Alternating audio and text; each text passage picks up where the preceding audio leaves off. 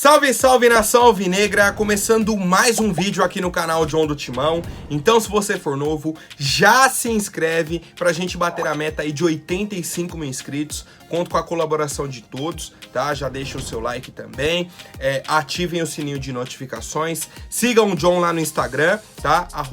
@John do Timão. Uma ótima sexta-feira a todos, vamos pra cima aí, semana finalizando, final de semana já chegando, final de semana de clássico, tá? E aí, só uma resenha rapidinha, ontem eu fui no show do Braime, tá? Ali no centro de São Paulo, em Pinheiros, certo? Na Casa Natura Musical. Levei o meu disco de vinil, tá? O pessoal autografou, o Febem, o Flesos, o Cezinha, 3 corintianos, tá? Cantaram o hino do Corinthians ontem no show, foi uma resenha bem bacana, pra quem quiser ver, tá lá no meu Instagram, certo? Obrigado a todos aí que estiveram no show ontem, foi muito, muito brabo mesmo, energia muito boa. E é isso, rapaziada, vamos pra cima. Editor, pode rodar a vinheta. Salve o Corinthians! Bom, ontem tivemos aí mais um treinamento da equipe do Corinthians com a presença de muitos garotos da base, tá? Vou até pegar a lista aqui pra vocês. O goleiro Cauê, lateral direito Léo Maná, os meio-campistas Guilherme Biro, Gabriel Moscardo e Rian, e os atacantes Arthur Souza, Pedrinho e Wesley. Alguns nomes são novidades, outros praticamente todos os treinos estão presentes, né? O Fernando organizou um treinamento tático e aí depois fez um trabalho de organização ofensiva com passes, cruzamentos e finalizações. E aí o que eu gostaria de ver nesses treinamentos é bola parada ofensiva. Que o Corinthians é simplesmente inofensivo em bola aérea ofensiva. Treina alguma jogada ensaiada, alguma coisa, muda quem vai fazer o cabeceio. Alguma coisa tem que ser feita, tá, rapaziada? Então, a gente segue aí essa preparação. Ponto importante, o Roger Guedes não participou do treino de ontem e não deve participar do treino de hoje, porque a filha dele nasceu, tá? Ontem à noite a filha dele nasceu aqui em São Paulo, então parabéns ao Roger, vem aí com muita saúde, toda a felicidade do mundo aí pra família Guedes. Mas ele deve estar à disposição aí do Fernando Lázaro para o jogo de domingo contra a equipe do Santos, lá na Vila Belmiro, 4 horas da tarde, tá? E aí já vou até falar uma informação sobre essa partida. A Edna Alves Batista foi escalada aí como a árbitra da partida de domingo, tá? A árbitra aí do jogo, do clássico entre Santos e Corinthians. Qual que é o problema? No ano passado, tivemos aí o Paulistão do ano passado, um clássico entre Santos e São Paulo. O clássico foi 3-0 pro São Paulo, lá na Vila Belmiro. 3-0 pro São Paulo na Vila Belmiro. E a Edna não marcou 2 pênaltis para o Santos. O VAR também não chamou nos 2 lances. O Santos entrou com recurso na Federação Paulista e eles reconheceram que erraram nos 2 lances. Tá? Então, 2 pênaltis não marcados para o Santos, que a árbitra não deu em campo, o VAR não chamou. E aí, posteriormente, a federação vem e fala, realmente erraram. E aí, o que acontece no ano seguinte? Temos um clássico novamente na Vila Belmiro, dessa vez o adversário é o Corinthians, e escalam a Edna Alves Batista. Na teoria, pra mim, tá? Agora, minha opinião, é difícil a gente encontrar um árbitro bom aqui, principalmente na Federação Paulista. É difícil a gente falar um nome que todo mundo vai olhar e falar, não, esse daí tá tranquilo. É difícil, tá? E aí tem essa questão da Edna do ano passado, que ela foi punida, tá? Ela ficou um tempo sem apitar na Federação Paulista, foi afastada por um tempo. O árbitro que estava no VAR também. E aí o que eu penso? Pô, no jogo de domingo, os jogadores do Corinthians precisam saber dessa informação. Tá? Precisam saber dessa informação. Por quê? Qualquer lance duvidoso pro Santos, ela vai marcar. Pra não ficar parecendo que ela está de marcação com o Santos. Tipo, pô, no ano passado já não deu 2 pênaltis. Chega agora contra o Corinthians, tem um lance polêmico, ela não dá de novo. Se tiver lance polêmico, ela vai marcar.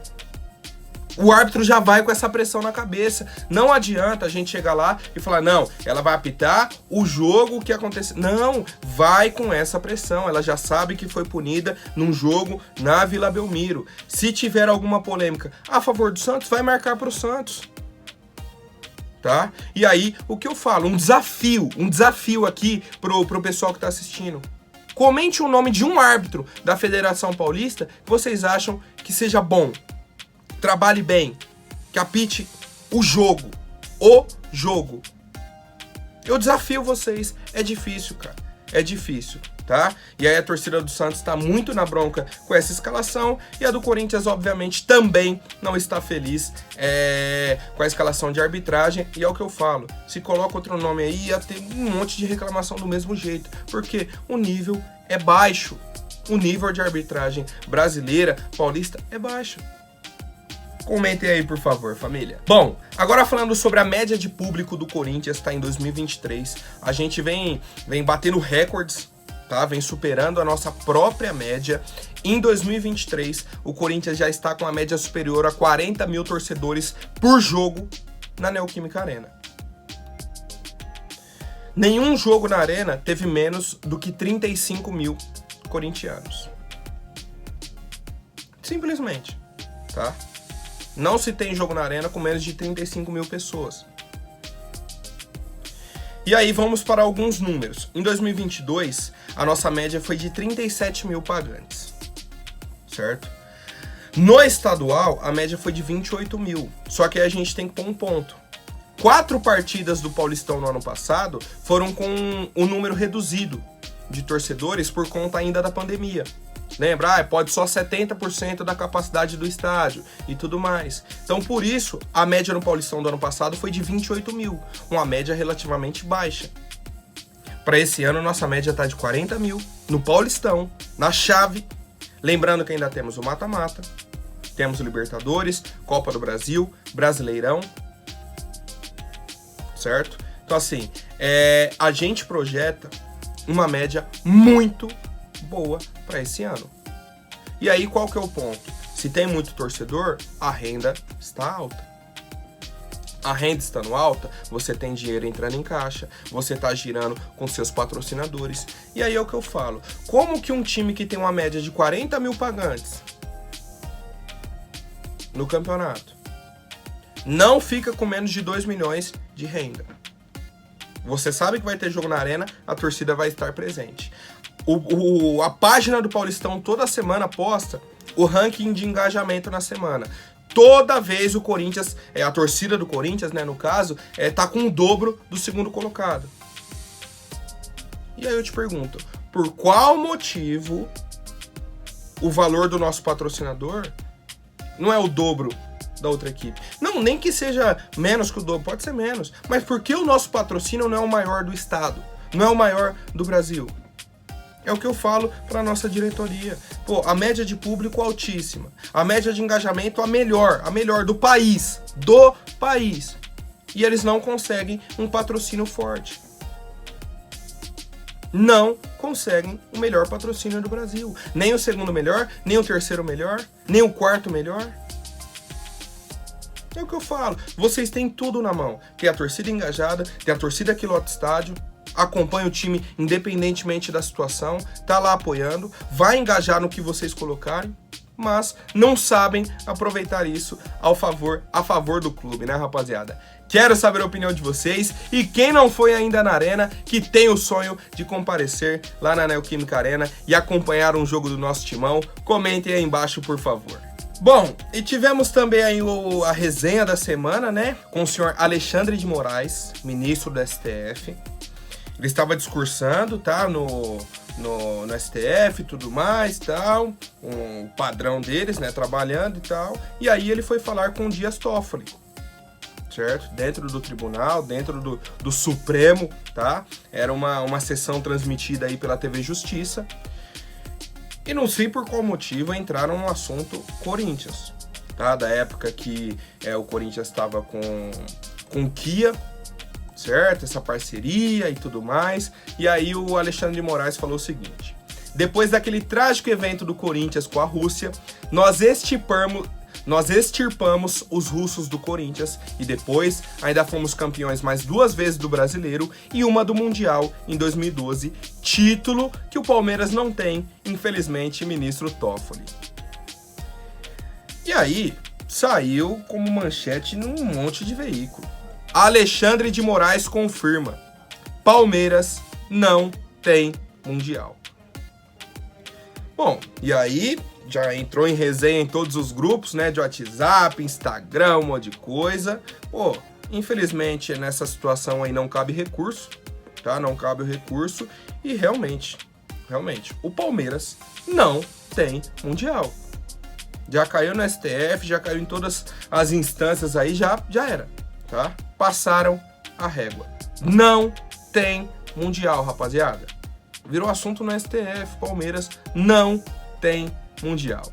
Quero saber a opinião de vocês, rapaziada, sobre essa resenha aí, tá? É sempre bom lembrar, nessa situação não entrou pra nenhum lado, foi só a resenha de Palmeiras não tem Mundial.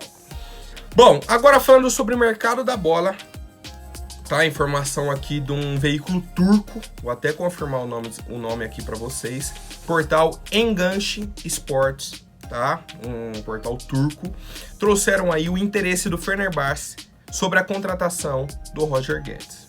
Há um tempo atrás, eu acho que o Fenerbahçe já esteve de olho, tá, no Roger, mas não avançaram numa proposta. Nesse momento, eles estão de novo de olho no Roger Guedes. Vale lembrar que o treinador do Fenerbahçe é o Jorge Jesus, tá? Que comandou o Flamengo aqui em uma época e tudo mais. O Roger vira e mexe recebe propostas, tá? Já recebeu proposta do Al Sharbab, se eu não me engano, acho que de 10 milhões de euros. Na época o Corinthians estava na Libertadores, Copa do Brasil, Roger nem quis ouvir a proposta e o Corinthians também não. E nesse momento eu acho que é isso que vai acontecer. Filha dele acabou de nascer, aqui no Brasil e tudo mais, começo de temporada, ele como camisa 10 do Corinthians.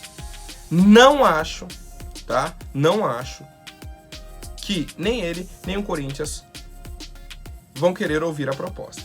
E aí, por qual motivo? Hoje, a conversa da imprensa turca é de que a proposta seria de 7 milhões de euros. Daria em torno aí de 40 milhões de reais. Já acho a proposta extremamente baixa, tá? Sendo que a gente recusou no ano passado uma proposta entre 8 e 10 milhões de euros, já não compensa essa de 7. Ainda mais sabendo que o Corinthians tem apenas 40% dos direitos econômicos do Roger Guedes. Então, num cenário que a proposta do pessoal aí vai quase 40 milhões de reais, o Corinthians não pegaria nem 20. Pegaria ali 16, 17 milhões de reais. Então é muito pouco. Muito pouco. A gente vendeu o Roger Guedes por 16, 17 milhões de reais. Por isso que eu falo, primeiro ponto é o desejo do Roger, tá? Que eu entendo que nesse momento é continuar no Corinthians. E depois os valores. Pro Roger sair do Corinthians, ele tem que querer, tem que chegar na diretoria e falar, ó, fechou o meu ciclo, quero sair. E a proposta tem que ser muito boa, tem que compensar pro Corinthians. Senão a gente vai pegar mixaria pelo Roger Guedes. E eu quero saber a opinião de vocês, família. Bom, agora rapidinho antes da última notícia, vou pedir para quem não for inscrito, se inscreva aí embaixo e já deixem o like para fortalecer. Família, o craque Neto falou ontem no Donos da Bola sobre a candidatura dele à presidência do Corinthians. Tá? Ainda mais nessa semana que tivemos aí o anúncio do André Negão como um dos candidatos, né, da situação da chapa Renovação e Transparência. O Neto entrou nesse assunto e falou que vai ser candidato à presidência do Corinthians. Qual que é o problema? Ele só vai se candidatar em 2026. Certo? O mandato agora, as eleições agora de 2023 é para o mandato de 3 anos, então 2024, 25 e 26. Então no final de 2026 tem eleições para assumir em 2027. Tá? E aí o Neto falou o seguinte: quando eu for presidente do Corinthians em 2026, vocês vão ver o que eu vou fazer. Primeiro, preciso pedir pro Johnny Saad, que é o diretor aí da Band, né? Em 2026 eu sou o candidato. Só em 2026, quando acabar o meu contrato aqui na Band. Não sei se eu vou ser situação ou oposição. E aí o Neto trouxe uma outra informação muito importante, tá? Que o desejo dele é que o Renato Augusto seja um dos diretores da gestão do Neto em 2027, né? Ele vai ser candidato em 2026 para assumir em 2027. Cara, eu quero saber a opinião da fiel torcida, tá? Eu quero saber a opinião de vocês. Eu, hoje, 2023, não tenho uma opinião formada. Não tenho uma opinião formada. Eu acho que o Neto, como presidente do Corinthians, seria 8 ou 80. Ou seria muito bom, ou seria muito ruim. Tá? É a visão que eu tenho hoje, em fevereiro de 2023. O que o Neto tá colocando é uma situação para daqui 3 anos. Tá? 3 anos. Não, até mais, né? Porque a gente tá em fevereiro de 2023. Vai passar 2023 inteiro, 2024, 2025 e aí 2026 inteira, porque as eleições são só no final do ano. Praticamente 4 anos aí, uma situação que a gente tá colocando, tá? Então, nesse momento é até difícil falar, mas eu quero saber qual que é o sentimento do torcedor. Positivo, com essa possível candidatura do Neto à presidência, ou negativo. Certo, família? Comentem aí, por favor. Por hoje é isso. Amanhã eu volto com mais novidades sobre o nosso Coringão. Até mais, um forte abraço e vai Corinthians!